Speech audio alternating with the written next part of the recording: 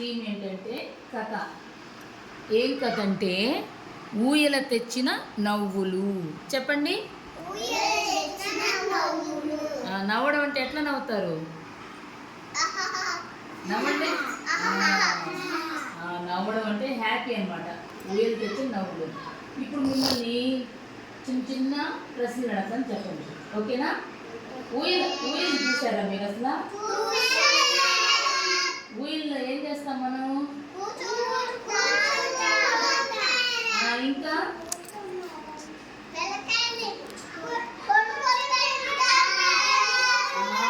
Very good. చిన్నపిల్లల్ని పడుకొని ఊపుతాము.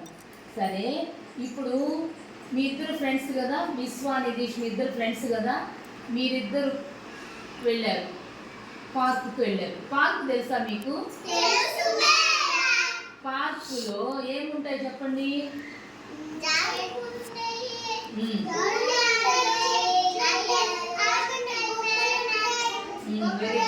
Very good. సరే, మీరిద్దరు పార్కుకి వెళ్ళారు. అప్పుడు అక్కడ ఒకే ఊయలు ఉంది. అప్పుడు ఏం చేస్తారు మీరు? ఏం చేస్తారు? Very good. ఫస్ట్ నువ్వు కాసేపు ఊగు, తర్వాత నేను ఊగుతానని చెప్తావు. అలా కాకుండా విశ్వ ఉయ్యాల మీద కూర్చొని ఆహా నేనే ఊగుతా అని చెప్పి అన్నాడు అనుకో, అప్పుడు నీకేమనిపిస్తుంది?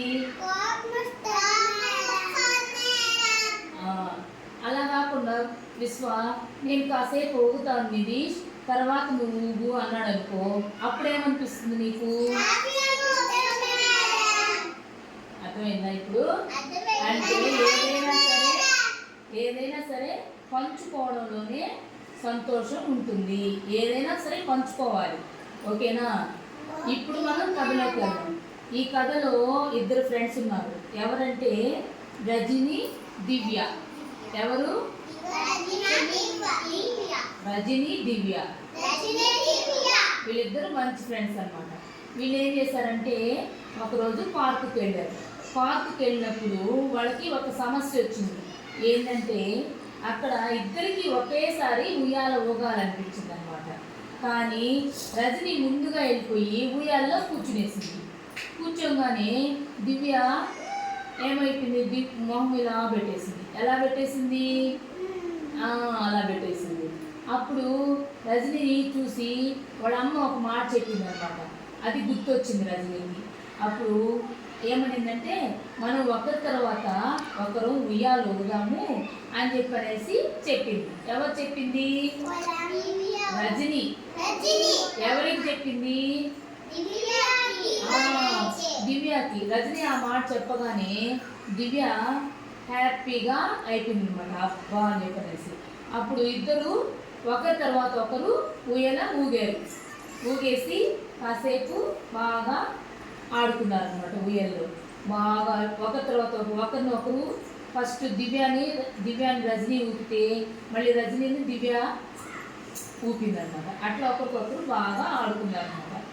అట్లాగే ఏదైనా సరే మనం ఒకరికొకరు హ్యాపీగా ఉండాలంటే ప్రతిదీ మనం ఒకరికొకరు ఇచ్చుకోవాలి, పంచుకోవాలి.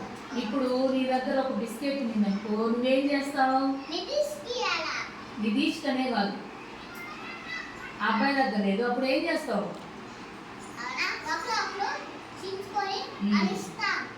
తినాలి. అట్లాగే ఒక బాల్ ఉంది.